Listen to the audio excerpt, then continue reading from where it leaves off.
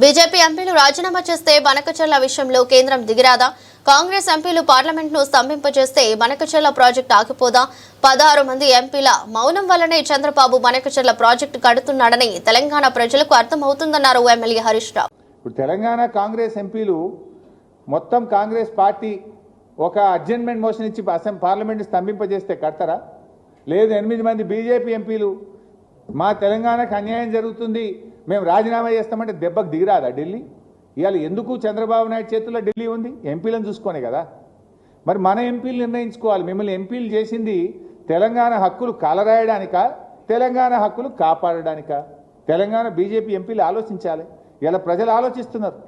మనం 8 కాంగ్రెస్ని గెలిపిస్తేమి, 8 బీజేపీని గెలిస్తేమి, ఈ 16 మంది మౌనం వహించబట్టే చంద్రబాబు నాయుడు ఇవాళ ఈ ప్రాజెక్టు అన్యాయంగా కడుతుందనే విషయం ఇవాళ తెలంగాణ సమాజానికి అర్థమవుతా ఉంది.